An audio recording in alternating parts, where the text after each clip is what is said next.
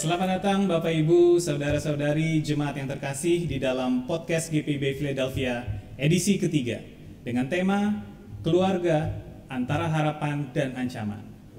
Dan tentunya pada podcast kali ini kita juga kehadiran narasumber atau guest speaker yang sangat kredibel untuk membawakan tentang tema atau sharing pada hari ini, yaitu Bapak Pendeta Alexius Letora. Selamat malam Pak Pendeta. Selamat malam Jo. Bagaimana kabarnya Pak Pendeta? Puji Tuhan, semuanya baik.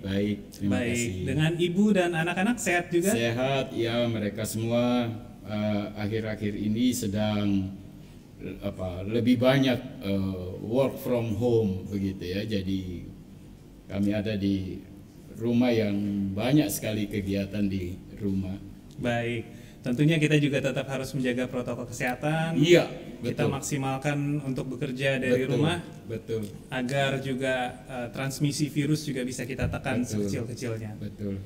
Baik, kalau begitu Pak Pendeta. Nah, bagaimana dalam aktivitas pelayanan sendiri Pak Pendeta? Sekarang ini lebih banyak Pak Pendeta melayani secara virtual atau sudah mulai untuk mendatangi jemaat? Ya, tentu saja dalam kondisi pandemik seperti sekarang ini, pelayanan secara offsite atau tatap langsung itu sangat berkurang, dan pelayanan yang dilakukan lebih banyak melalui jejaring yang ada, baik live streaming di Zoom dan YouTube untuk bisa menjumpai warga jemaat, dan terutama juga melalui aplikasi media sosial yang sangat membantu untuk bisa tetap menjaga relasi dengan warga jemaat. Ya Pak Pendeta, memang jauh sebelum pandemi saya sering memperhatikan Pak Pendeta juga cukup aktif dalam sosial media, dan tentunya proses transisi rasanya Pak Pendeta juga nggak akan mengalami kesulitan dalam berkomunikasi lewat sosial media, terutama dalam tugas pelayanan Pak Pendeta untuk memberitakan firman Tuhan. Mungkin ada sharing sedikit Pak Pendeta? Ya, artinya saya berupaya agar melalui sosial media itu pikiran-pikiran saya bisa di-share kepada setiap orang, dan terutama mengenai khotbah hari Minggu, ya, itu bertolak dari pemahaman bahwa alangkah indahnya jemaat itu datang ke gereja mendengar khotbah saya, tetapi dia sudah tahu apa yang nanti kira-kira akan saya khotbahkan. Jadi dia tidak datang dalam kondisi yang blank begitu, tetapi dia datang dan dia mendapatkan paling tidak apa yang sudah saya tulis melalui Facebook, melalui website, dan itu untuk kepentingan jemaat juga. Ya, sangat baik sekali Pak Pendeta. Nah, baik. Mungkin Pak Pendeta, sebelum kita masuk ke dalam topik pembahasan pada hari ini, sebelumnya saya ingin mengucapkan Selamat Hari Keluarga Nasional untuk Pak Pendeta, tentunya bersama ibu dan juga anak-anak, bersama keluarga, dan tentunya untuk semua Bapak Ibu dan juga saudara-saudari yang sedang menonton, Selamat Hari Keluarga Nasional. Jadi Hari Keluarga Nasional ini sebenarnya banyak orang yang masih belum mengerti nih Pak Pendeta.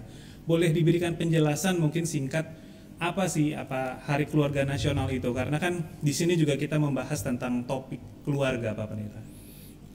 Ya,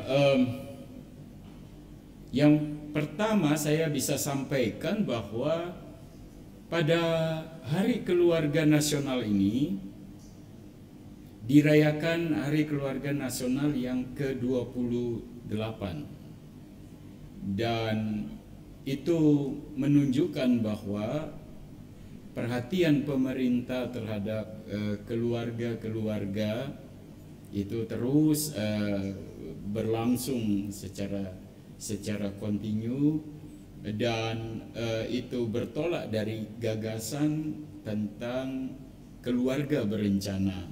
Jadi BKKBN lah yang kemudian menetapkan bahwa tanggal ini lalu dimasukkan sebagai agenda Hari Keluarga Nasional. Oke, baik sekali. Terima kasih untuk penjelasannya. Jadi setidaknya kita juga mengerti bahwa memang ada loh Hari Keluarga Nasional, karena itu jatuhnya 29 Juni ya. 29 Juni. 29 Juni, baik. Betul. Nah, berhubung kita bahas tentang keluarga nih Pak Pendeta, boleh mungkin di-share sedikit Pak Pendeta, karena kan Pak Pendeta sudah menikah dan sudah berkeluarga sudah cukup lama. Mungkin Pak Pendeta bisa share sedikit tentang informasi keluarga Pak Pendeta, sudah menikah berapa lama, kemudian untuk anak-anak saat ini kesibukannya apa, atau hal-hal yang berkaitan dengan keluarga yang mungkin bagi saya bisa menjadi satu pembelajaran juga, atau Pak Pendeta mungkin bisa menjadi teladan dalam hal tersebut. Ya, sebenarnya kalau menjadi teladan, wah rasanya berat ya. Tetapi kami menjalani hari-hari dalam kebersamaan sebagai anggota keluarga itu dalam kebersamaan yang tidak instan. Kami menjalani hari-hari selama berkeluarga. Saya kebetulan sudah 30 tahun, berkeluarga. Jadi selama 30 tahun itu saya merasa bahwa keluarga kami bukan keluarga yang sempurna. Ya, tidak ada keluarga yang sempurna. Tetapi kami bisa terus-menerus belajar untuk bagaimana dari waktu ke waktu membangun, memupuk ya kehidupan sebagai keluarga. Nah, dalam 30 tahun ini hanya 2 pelajaran besar yang saya bisa dapatkan ya dalam 30 tahun ini. Yang pertama adalah bahwa komunikasi dengan anak-anak dan istri saya kami bangun sebagai sebuah komunikasi yang sifatnya itu didasarkan pada pemahaman yang menurut saya fundamental. Contohnya begini, setiap kali saya duduk dengan anak-anak saya dan kami wajib harus makan malam bersama, dalam 1 minggu itu harus ada waktu untuk kami makan bersama karena masing-masing dengan kesibukannya begitu ya. Jadi dan selalu tidak bisa hari Rabu karena hari Rabu itu hari keluarga GPIB gitu, tidak mesti ada ibadah. Jadi selalu dalam setiap kali kesempatan itu saya katakan buat anak-anak saya, jangan pernah melukai hati ibumu.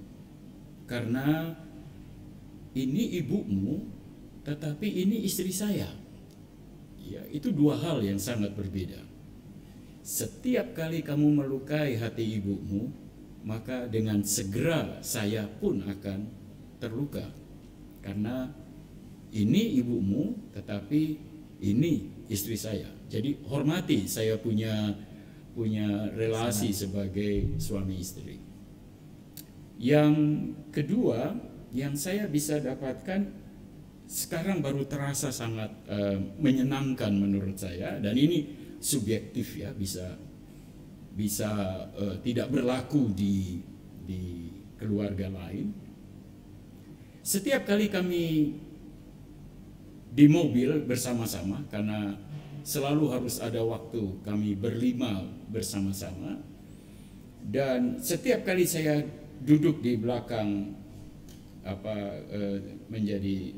untuk menyetir mobil, dan anak-anak saya tahu bahwa yang harus duduk di samping saya bukan mereka, tapi mereka tahu bahwa yang harus duduk di samping saya itu adalah istri saya, karena itu ditanamkan sejak mereka masih kecil gitu ya. Saya tanamkan betul bahwa yang akan mendampingi saya nanti dalam perjalanan kehidupan ini adalah ibumu, sebab anak-anak itu bagai raja wali. Mereka suatu hari akan terbang tinggi dengan sayap yang kuat menantang badai. Tapi saya pesan buat mereka, setiap kali sayapmu terluka atau kamu lelah, rumah ini adalah rumah pemulihan. Datang ke sini, kamu pulih, setelah itu terbang lagi yang lebih tinggi. Begitu dua hal yang bisa saya dapatkan. Wah, ini di bagian awal kita sudah langsung diisi nih dengan beberapa sedikit sharing-sharing dari Pak Pendeta berkaitan dengan keluarga. Ya, mungkin sebelum kita masuk ke dalam topik, jadi untuk Bapak Ibu, saudara-saudari jemaat terkasih, jangan lupa untuk klik tombol subscribe. Jangan lupa, karena ini nanti akan terus diisi dengan materi-materi yang baik, berisi dengan podcast-podcast dan juga ibadah-ibadah akan ada di saluran ini. Jadi jangan lupa untuk mensubscribe dan mendapatkan notifikasi apabila ada update terbaru.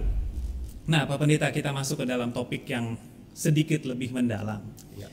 Kita punya judul tema hari ini adalah keluarga antara harapan dan ancaman. Nah, mungkin Pak Pendeta boleh didapatkan penjelasan. Ini kan karena kalau kita bicara harapan dan ancaman ini kan sesuatu yang kontras dan kontradiktif nih. Betul. Nah, mungkin boleh di-share sedikit. Maksudnya ancaman itu seperti apa sih Pak Pendeta? Maksudnya bagaimana kita bisa melihat ancaman itu sendiri, baik individu maupun di level keluarga? Ya, baik. Terima kasih, Joe. Ini sesuatu yang sangat menarik dan menurut saya pemahaman tentang kondisi ini perlu untuk selalu dibagikan, ya. Yang pertama soal ancaman, ya. Keluarga-keluarga pada masa kini dihadapkan dengan sebuah perubahan yang sangat besar dan substantif, dan perubahan itu bukan saja perubahan secara kasat mata, tetapi termasuk di dalam pola berpikir. Dan keluarga-keluarga yang tidak mempersiapkan diri untuk berhadapan dengan perubahan-perubahan ini tentu akan menjadi gamang untuk bisa hadir dan menempatkan kehadirannya sebagai persekutuan, ya. Dan dalam perspektif iman Kristen, keluarga itu bukan hanya untuk kepentingan mereka, untuk kepentingan keluarga, tapi Tuhan membentuk keluarga untuk menjadi berkat bagi bangsa-bangsa. Ya, panggilan pada Abraham dikatakan bahwa engkau akan menjadi berkat bagi banyak orang, bangsa dan sebagainya. Dan itu menunjukkan bahwa melalui kehadiran keluarga yang bisa berhadapan dengan perubahan-perubahan ini, mereka bisa menjadi berkat yang luar biasa. Mereka berkhotbah melalui cara hidup mereka sebagai anggota masyarakat, anggota di ruang bisnis, anggota di pelayanan. Di situ mereka menunjukkan pelayanan mereka, dan ini tentu menjadi ancaman jika kita melihat perubahan yang terjadi pada masa kini, ya. Suasananya jauh lebih cair dan keadaan yang begitu cepat untuk berubah satu peristiwa yang terjadi dengan segera akan disusul oleh peristiwa yang lain, dan kita langsung lupa itu dengan peristiwa yang sebelumnya terjadi sebelumnya, ya, dan itu sangat menantang. Jadi hal-hal yang baru yang bergulir, dan ini membutuhkan kesiapan dari keluarga untuk bisa beradaptasi dengan keadaan ini. Oke. Iya. Nah, tapi kalau kita melihat ancaman sendiri, ancaman itu kan biasanya sangat dekat dengan rasa takut ya, Pak Pendeta. Karena begitu ada ancaman. Nah, bagaimana kita memaknai ancaman atau rasa takut itu? Apakah itu hal yang normal atau bagaimana? Dan kira-kira berhadapan dengan ancaman itu, perspektif kita tuh harus seperti apa ya, Pak Pendeta?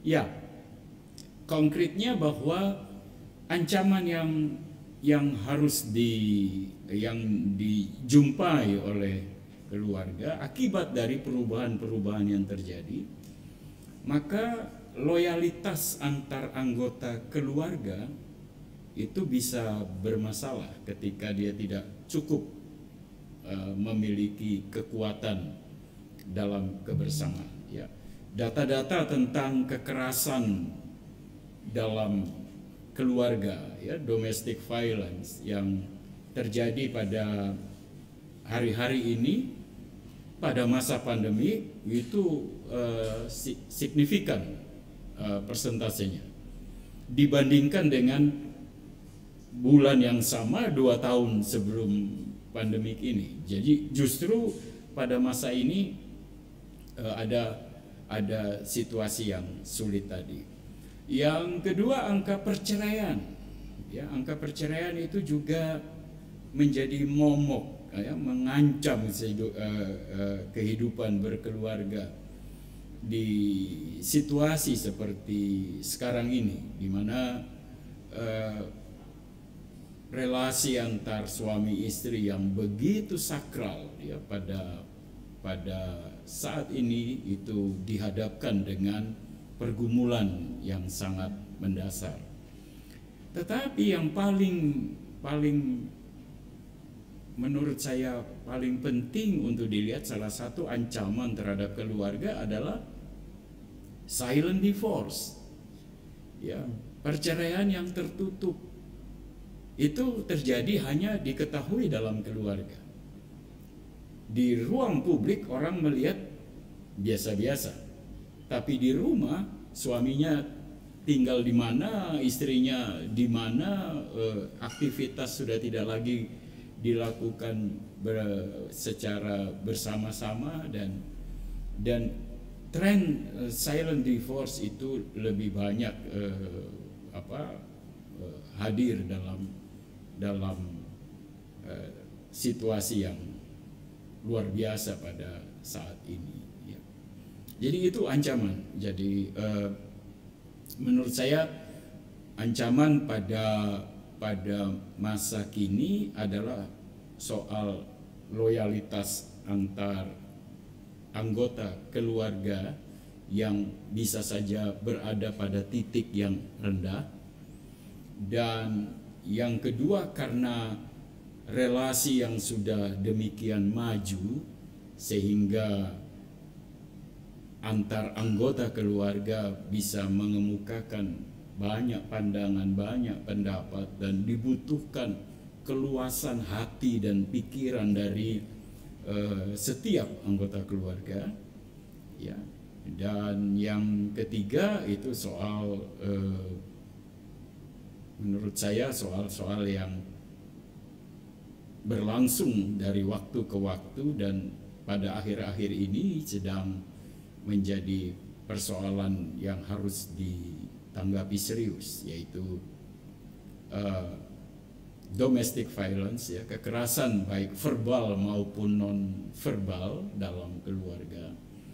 Dan yang kedua adalah soal silent divorce. Oke. Ini tadi sangat menarik karena tentang loyalitas di dalam keluarga itu sendiri ya Pak Iya. Pendeta. Karena kan terkadang banyak orang melihat ketika bicara ancaman mereka berbicara secara individu. Misalnya seorang bapak atau kepala rumah tangga pasti akan melihat ancaman itu adalah di pekerjaan. Nggak bisa dapat promosi atau bahkan adanya kemungkinan PHK. Kemudian mungkin buat anak-anak yang sedang menempuh pendidikan ataupun yang lagi mau mulai pekerjaan, buat mereka mungkin ancaman itu adalah nggak dapat pekerjaan atau dapat nilai jelek gitu. Tapi kalau mendengar penjelasan Pak Pendeta sangat menarik. Kenapa? Karena ketika ancaman itu ditemukan dan harus dihadapi, mereka akan kembali ke rumah. Ya. Dan loyalitas di rumah itulah yang menjadi sebenarnya kunci untuk menghadapi ancaman tersebut ya Pak Pendeta. Ya, betul sekali, Jo.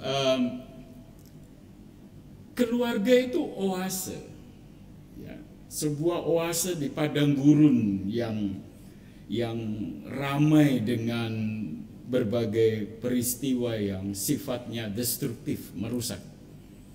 Dan anggota keluarga adalah anggota keluarga yang berjumpa dengan suasana padang gurun yang mengancam itu. Nah, itu sebabnya tadi di awal saya katakan bahwa kepada anak-anak saya, kamu terbang tinggi, tapi kalau kamu mengalami kelelahan dan sayap-sayapmu terluka, pulang ke rumah. Karena rumah itu adalah ruang pemulihan. Ya, di rumahlah seseorang mendapatkan kembali energi yang baru. Ya, di luar rumah dia mengalami pengabaian, dia ditolak, dia dilukai, tetapi ketika dia pulang ke rumah selalu ada penerimaan, selalu ada healing di situ, dan itulah yang harus dimulai. Jadi ketika ancaman itu bisa diantisipasi di rumah, maka dengan segera keluarga itu menjadi keluarga yang, kalau memakai istilah Jawa, saya kutip pikiran Jawa yang diobong ora kobong, disiram ora teles. Ya, jadi dihadapkan dengan pergumulan apapun, dibakar dia tidak terbakar, dia disiram tapi dia tidak basah. Artinya dia menjadi keluarga yang hadir dan mampu untuk memberi kesaksian. Begitu. Bagus sekali Ya. Pak. Karena sekarang juga mungkin kalau kita mungkin yang muda itu sering sekali dengar toxic family, Pak Pendeta. Toxic family, dan mereka merasa kadang-kadang ketika mereka menghadapi satu tantangan, ancaman di luar itu, atau bahkan dalam kondisi normal pun malahan keluarga yang kelihatannya menjadi trigger untuk untuk mereka itu merasa tidak nyaman gitu. Mungkin Pak Pendeta ada pandangan tentang yang namanya toxic family atau keluarga Ya. yang Toxic family memang menjadi isu yang harus diperhatikan ya dalam kehidupan berkeluarga, karena toxic itu bukan hanya di luar tapi bisa dijumpai di dalam keluarga itu sendiri. Suami-suami sudah harus merubah paradigma berpikir. Suami itu tidak hanya sekedar pencari nafkah, tetapi dia juga seorang yang hadir di rumah sebagai bapak dengan kapasitas mengayomi yang dirasakan oleh anggota keluarga. Ya, jadi apakah suami itu hanya sebagai pencari nafkah? Ini toksik ya, dalam cara berpikir yang bisa meracuni kehidupan berkeluarga. Salah satunya misalnya bahwa suami itu hanya sebagai pencari nafkah. Itu tidak betul sekarang. Ini paradigma berpikir yang harus ditanggalkan, karena hari-hari ini juga yang menjadi profesional di luar rumah bukan hanya suami, istri juga bisa menjadi seorang pencari nafkah. Jadi pemahaman seperti itu tentu harus mulai dikoreksi, dan ini akan berpengaruh terhadap kehidupan di keluarga. Bagaimana suami istri bisa saling respect each other dalam kapasitas mereka sebagai profesional.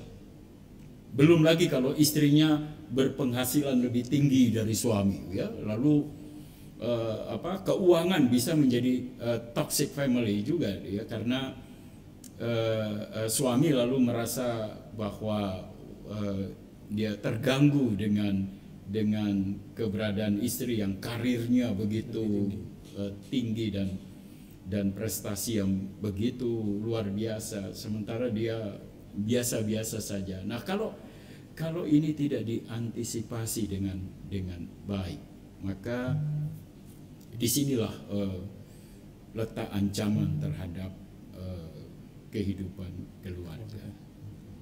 Ya, sangat menarik ya. Kita udah bahas banyak tentang ancaman nih Pak Pendeta, tapi rasanya nggak fair kalau kita nggak bicara tentang hal yang kontras, yaitu kalau kita bicara tentang ancaman itu kan semacam threat ya. Artinya kan kita bicara ada opportunity, ada kesempatan, ada harapan di depan gitu. Nah, Pak Pendeta sendiri perspektifnya terhadap harapan itu apakah seharusnya jauh lebih besar dibandingkan ancaman tersebut, atau bagaimana untuk kita bisa melihat harapan itu sebagai sesuatu yang bisa kita capai secara keluarga? Baik, terima kasih. Yang patut untuk dipikirkan dalam konteks harapan, jangan pernah mencari masalah. Masalah itu tidak dicari, datang sendiri, gitu ya. Jadi keluarga-keluarga untuk tetap memiliki harapan, maka hiduplah baik-baik, ya, hiduplah dengan wajar dalam rasa syukur, rasa cukup, begitu, sehingga tidak cari-cari masalah, karena tidak ada kehidupan keluarga yang tanpa masalah. Ya, kita semua akan dihadapkan dengan persoalan yang luar biasa, dan itu bisa menjadi bagian dari kehidupan kita. Tetapi bagaimana kita memperlakukan persoalan atau pergumulan itu, itulah yang mencetuskan konsep harapan tadi. Misalnya, seorang pastor yang terkenal dalam bidang pastoral dari Kanada, Henry Nouwen, itu pernah berkata bahwa peace is not the absence of problem, but presence of God. Damai sejahtera itu bukan soal tidak ada masalah, tapi damai sejahtera atau ya sukacita dan semuanya itu ada karena ada Tuhan. Jadi harapan pertama yang patut untuk selalu dirawat oleh keluarga-keluarga adalah meyakini kehadiran Tuhan di dalam kehidupan mereka. Apapun persoalan yang dialami, dan di tengah-tengah persoalan itu selalu hadir harapan yang dimunculkan dari pemahaman yang prinsipil bahwa Tuhan menyertai keluarga. Begitu. Itu sangat menarik sih. Jadi ketika kita bicara ada ancaman dan ketika kita bicara nantinya di depan itu ada harapan, ketika kita hadir sebagai keluarga itu artinya harapan itu memang benar-benar harus bersanding dengan apa yang menjadi rencana Tuhan atau kehadiran Tuhan di dalamnya. Kurang lebih seperti gitu ya Pak Pendeta ya? Betul. Jadi harapan itu bukan sesuatu yang tidak membumi. Ya, kita tidak sedang membangun sebuah keluarga di awan-awan. Kita sedang berada di dunia ini dalam kenyataan yang luar biasa, dan kita menjadi persekutuan yang berhadapan dengan banyak peristiwa.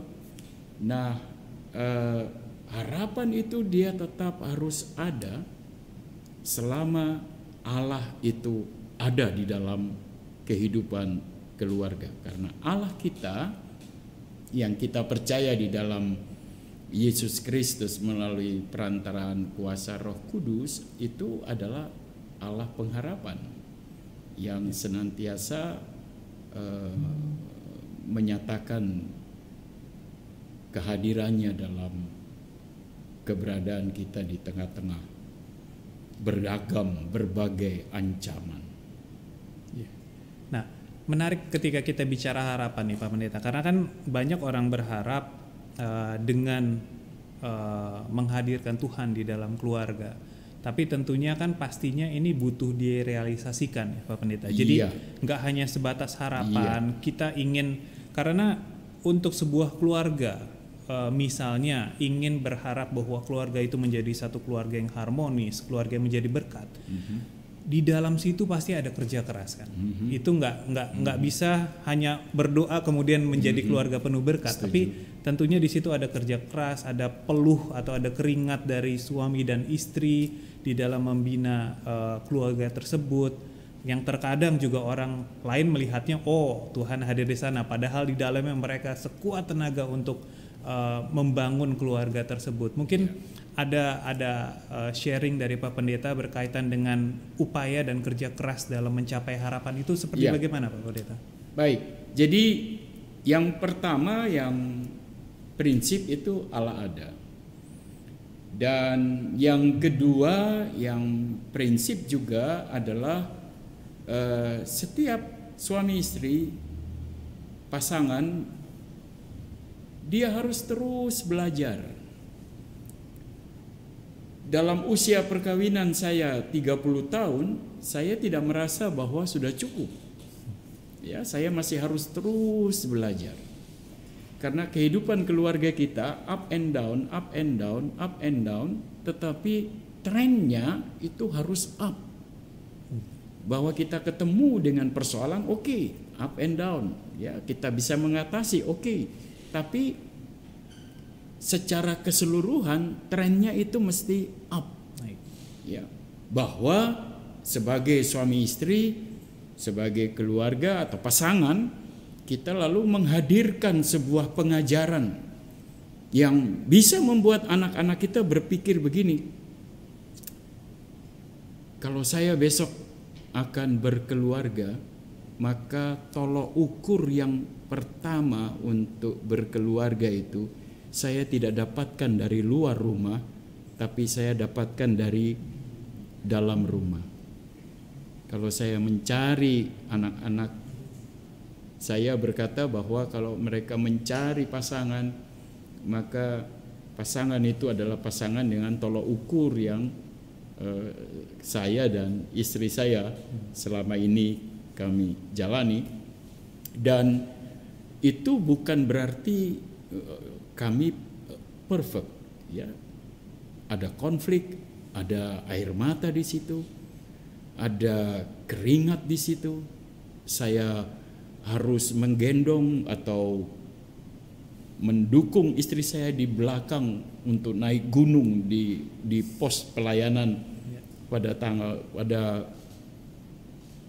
bulan Desember ya 92 di pelayanan di Sulawesi Selatan waktu itu, dan kami terjebak di tengah hutan dan kami harus menyelesaikan pulang ke pastori, dan itu harus lewat gunung tengah malam, hujan lebat ya. Dan itu momentum yang selalu melekat kuat ketika saya harus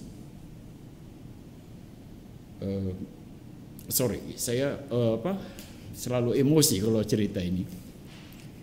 Jadi saya menggendong istri saya di belakang, dan pada saat itu saya bilang buat istri saya, kamu cari suami siapa yang baik seperti ini, gitu ya. Dan istri saya menjawab, kamu juga harus cari istri siapa yang seperti ini, begitu ya. Jadi Kami lalu tertawa sama-sama dalam air mata dan air hujan pada waktu itu di tengah-tengah hutan Sulawesi Selatan. Dan itu yang selalu menjadi kekuatan bagi kami ketika berhadapan dengan konflik dengan. Kamu ingat tidak? Ya, sekian tahun lalu kita bisa lewati ini sama-sama. Ya, jadi itu menjadi semacam energi yang membuat kami bisa menjalani hari-hari sebagai suami istri. Jadi tidak ada keluarga yang tanpa konflik. Tidak usah cari-cari masalah gitu ya. Jadi tapi bagaimana kita memperlakukan masalah itu menunjukkan bahwa kita punya pengharapan. Karena pengharapan kita bukan karena tidak ada masalah, tetapi pengharapan kita karena Allah itu ada. Setuju banget Pak Pendeta, karena ini sangat relevan kalau kita sering mendengar doa-doa gitu ya. Jadi kalau biasanya kalau orang kan berdoa itu diusahakan itu berdoa jangan berharap agar masalah itu tidak datang atau masalah-masalahnya itu dipermudah. Tapi berdoalah kepada Tuhan untuk mendapatkan kekuatan untuk menjalani atau melalui masalah tersebut. Karena dengan sendirinya seperti Pak Pendeta tadi jelaskan, dengan sendirinya artinya kalau kita bisa melewati dengan kekuatan yang diberikan oleh Tuhan, artinya kita langsung naik level. Iya. Kemudian kita naik level sampai memang tanpa ada batas. Karena tadi saya setuju dengan Pak Pendeta bahwa saya sendiri sepertiga dari umur pernikahan Pak Pendeta, baru 10 tahun, dan tentunya pasti ini akan tetap menyemangati saya dan juga keluarga untuk melihat bahwa ini pembelajaran yang tidak pernah akan berhenti. Betul. Ke depannya. Betul. Terutama kalau kita bicara keluarga, untuk kita bisa terus saling berbagi berkat di dalam keluarga maupun untuk orang-orang di sekitar kita. Betul. Ya, jadi membangun sebuah relasi dengan pasangan yang membuat keluarga itu bisa tetap solid. Maka kuncinya adalah janganlah lihat pasangan itu, janganlah kita melihat diri kita sebagai owner terhadap pasangan. Ya, kita bukan milik pasangan. Pasangan itu adalah milik Tuhan. Dan bagaimana kita memperlakukan pasangan kita depend on, ya, bergantung pada pemahaman kita tentang siapa ini yang dimiliki, siapa pemilik dari pasangan kita, ya. Sehingga dengan begitu maka kita tidak bicara soal yang muluk-muluk dan mengawan di udara, tidak, tapi betul-betul terwujud. Ketika istri saya katakan buat saya bahwa saya seorang pendeta, tapi istri saya bukan seorang pendoa yang tangguh begitu ya. Maksud saya dia bukan seorang yang kalau ditunjuk kamu berdoa langsung oke, saya akan berdoa. Dia seorang yang mundur ketika sudah mulai bicara soal-soal seperti itu. Tapi suatu hari dia berkata kepada saya bahwa saya mungkin tidak bisa berdoa dengan bagus, tapi saya mau jadi lilin yang meleleh sampai habis untuk menerangi, ya, perjalanan pelayanan. Dan menurut saya itu energi yang saya merasa mendapatkan kekuatan yang bersumber dari Tuhan, ya, melalui pasangan saya. Kuncinya adalah saya tidak melihat diri saya sebagai owner.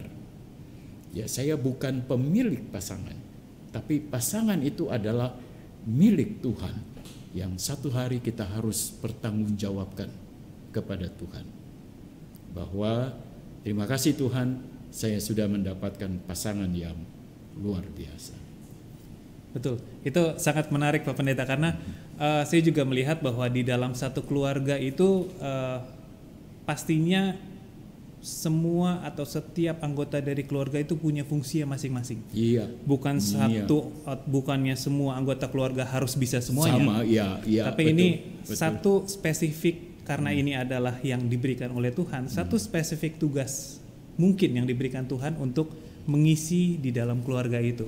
Sehingga keluarga itu nantinya menjadi satu keluarga yang erat, yang loyal, yang kokoh untuk bisa menjalani ke depan. Jadi itu sangat-sangat menarik Pak Pendeta. Kalau seperti tadi Pak Pendeta sebutkan, ketika Ibu menyatakan bahwa ingin menjadi lilin yang menyala untuk tugas pelayanan Pak Pendeta, rasanya memang ya belum tentu semua orang adalah pendoa, tapi ketika hadir sebagai penopang dalam tugas pelayanan, itu sebenarnya salah satu juga tujuan yang Tuhan sudah rencanakan untuk anggota keluarga, dan rasanya sangat relevan itu Pak Pendeta. Iya, jadi memang benar bahwa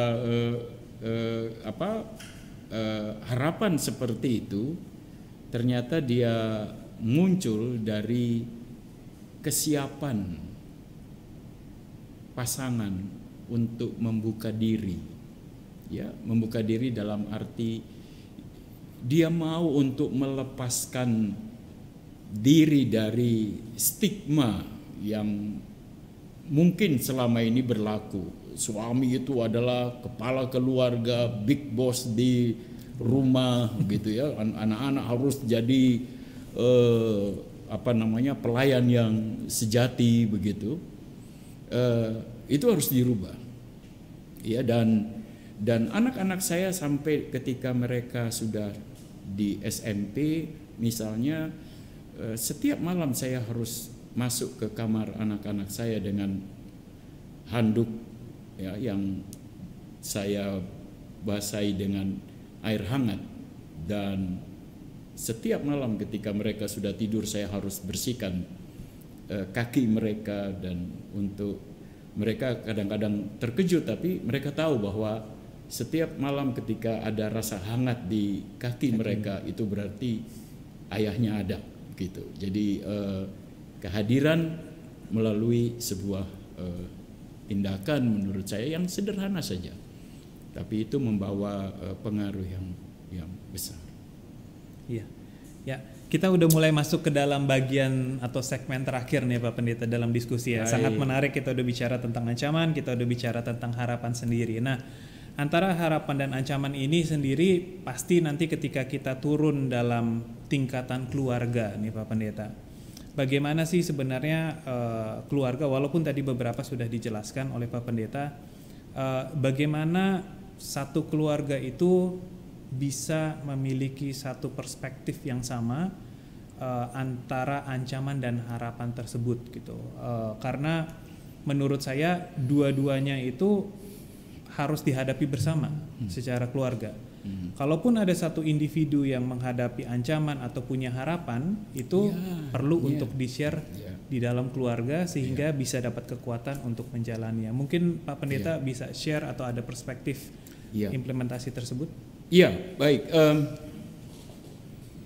Bahwa setiap keluarga tidak hanya bertemu tidak hanya bertemu dengan harapan, tapi dia juga berhadapan dengan ancaman, tetapi bahwa keluarga itu menjadi keluarga yang dalam kebersamaan untuk menghadapi ancaman itu. Saya memberi contoh begini, seringkali orang tua ketika berdoa bagi anak-anak mereka berhenti pada anak-anak mereka. Tapi kita mesti belajar untuk mulai mendoakan anak-anak kita, tetapi membuka ruang yang lain lagi. Bukan hanya untuk anak-anak, tapi untuk teman-teman mereka, untuk guru-guru mereka, untuk pimpinan mereka kalau mereka sudah bekerja, untuk teman-teman sejawat mereka. Saya pikir keterbukaan seperti itulah yang akan menjadi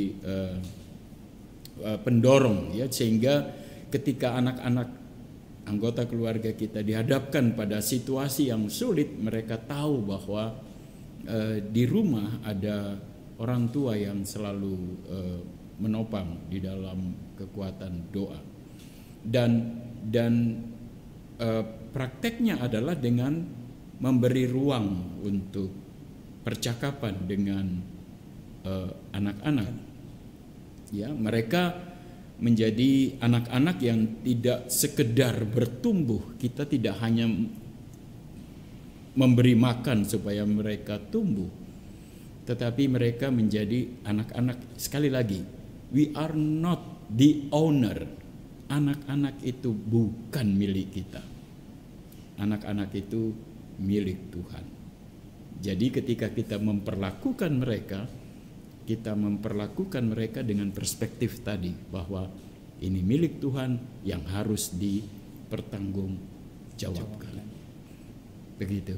Ya, baik Pak Pendeta, ini sangat membekali juga, terutama dalam pemikiran kita sendiri sebagai keluarga dalam menghadapi ancaman dan menggapai harapan gitu. Karena memang dalam keseharian pastinya kan seperti tadi Pak Pendeta sebutkan bahwa ya masalah itu atau pergumulan itu pasti akan ada. Tapi kalau kita bicara ancaman, kita bicara harapan, kita bicara support system. Ya. Kita bicara support system karena mungkin kita dengan mudah akan bilang bahwa harus percaya diri dong. Misalnya kita bicara dengan individu gitu, harus percaya diri dong, pasti bisa lewatin ancaman itu. Harapan itu pasti ada gitu. Tapi terkadang apalagi mungkin buat beberapa orang ketika tahu ancaman itu begitu besar ataupun harapannya begitu tinggi dan takut kecewa untuk harapan itu nggak tercapai, kemudian akhirnya patah hati atau kemudian demotivasi, akhirnya merasa ditinggalkan tapi nggak tahu harus lari kemana. Betul. Itulah kenapa kalau saya melihatnya perlu ada support system, yaitu keluarga. Betul. Yang seperti tadi Pak Pendeta sebutkan sharing atau kepada anak-anak bahwa ini adalah rumah pemulihan. Betul. Jadi memang keluarga lalu menjadi sarana untuk masing-masing kita bisa belajar banyak ya, di dalamnya, dan yang tidak kalah penting adalah bahwa menghormati perempuan dalam kapasitas sebagai seorang istri, sebagai seorang ibu, itu sesuatu yang sangat penting ya, sehingga kehadiran dalam keluarga yang diliputi dengan respek kepada pasangan itu memungkinkan setiap keluarga bisa saja bertemu dengan masalah, tapi dia tahu bahwa keluarganya punya kekuatan untuk bisa menghadapi setiap persoalan. Itu yang disebut dengan harapan. Iya. Nggak berasa Pak Pendeta, sudah banyak sekali hal-hal yang sudah kita diskusikan pada malam hari ini, termasuk tadi di bagian terakhir kita bicara tentang bagaimana keluarga bisa saling mengisi, saling support dalam mencapai harapan atau menghadapi ancaman. Jadi mungkin kita sudah sampai di bagian terakhir Pak Pendeta. Kita udah belajar tadi, kalau saya sendiri udah mendapat sharing dari Pak Pendeta dan memang sangat menguatkan tentunya, di mana Pak Pendeta juga share bahwa keluarga itu janganlah melihat keluarga sebagai keluarga yang sempurna, karena kita harus terus menumbuhkan keeratan dalam keluarga. Kita harus terus melibatkan Tuhan di dalamnya supaya level keeratan, level keluarganya ini bisa semakin meningkat. Dan tentunya kalau kita bicara tentang ancaman, perspektifnya kita nggak bisa mengabaikan yang namanya ancaman, menganggap bahwa ancaman itu nggak ada, karena itu sudah nyata. Terlebih dengan semakin dinamisnya perubahan yang ada sekarang. Tadi Pak Pendeta juga membawakan fakta-fakta bahwa ada hal-hal, ada silent divorce, kita bicara ada domestic violence, dan ada hal-hal itu adalah hal-hal yang kita harus lihat bahwa itu di depan mata, dan kita harus bisa identifikasi. Kenapa? Karena kita harus cari solusi sebelum itu nantinya bisa berlanjut, bahkan bisa hadir di dalam keluarga kita. Jadi itu butuh sikap kritis untuk di bagian tersebut. Kemudian kalau kita bicara harapan, tadi sangat menarik karena Pak Pendeta menyebutkan bahwa di dalam harapan itu harus hadir Tuhan. Betul. Supaya harapan-harapan apa yang kita rencanakan itu adalah sesuai dengan rencananya Tuhan. Betul. Dan di harapan tersebut tentunya juga akan digapai bersama-sama dengan keluarga untuk saling isi, untuk bisa masuk menjalankan segala sesuatunya sesuai dengan rencana Tuhan. Tadi saya juga belajar tentang bagaimana keluarga ini sebagai satu tempat atau rumah pemulihan, di mana ketika dalam aktivitas kita sehari-hari, baik pekerjaan maupun pelayanan, by the end of the day kita kembali ke keluarga, dan di keluarga itulah kita bisa saling sharing, saling support, saling mendoakan supaya bisa maju ke depan. Rasanya ada banyak hal, tentunya kalau kita sudah di-record ada di sini dalam bentuk podcast, bisa dilihat lagi untuk bisa kita saling mengisi. Di bagian terakhir ini Pak Pendeta, mungkin Pak Pendeta ada sedikit yang ingin disampaikan kepada jemaat, kepada Bapak Ibu? Baik, ya saya pikir yang harus saya sampaikan kepada Bapak Ibu sekalian bahwa kalau engkau bertemu dengan persoalan dan pergumulan, percayalah kasih Tuhan jauh lebih besar dari setiap persoalan dan pergumulanmu. Kalau engkau bertemu dengan suasana yang menggembirakan, percayalah bahwa penyertaan Tuhan yang menggembirakan itu tidak hanya hadir pada waktu tertentu, tetapi selalu berkesinambungan. Jadi hidupi keluarga, hadirlah dengan kegembiraan bersama-sama anggota keluarga, dan bersyukurlah bahwa Tuhan menghadirkan anggota-anggota keluarga yang luar biasa. Demikian dari saya. Baik, terima kasih. Bapak Ibu, saudara-saudari jemaat yang terkasih dalam Tuhan Yesus Kristus, demikian adalah podcast GBB Philadelphia edisi ketiga dengan tema keluarga antara harapan dan ancaman. Ingat Bapak Ibu, jangan lupa klik tombol subscribe agar nanti ke depannya jumlah subscriber semakin banyak dan sharing-sharing positif bisa terus diteruskan. Dan jangan lupa berdoa kepada Tuhan bukan untuk masalah yang semakin mudah, tapi berdoalah untuk kekuatan yang datangnya dari Tuhan untuk menghadapi ancaman, menghadapi pergumulan supaya kita bisa naik level. Demikian, Tuhan Yesus memberkati. Maju terus bersama Tuhan Yesus, dan engkau tahu dalam persekutuanmu dengan Tuhan, jerih payahmu tidak pernah sia-sia.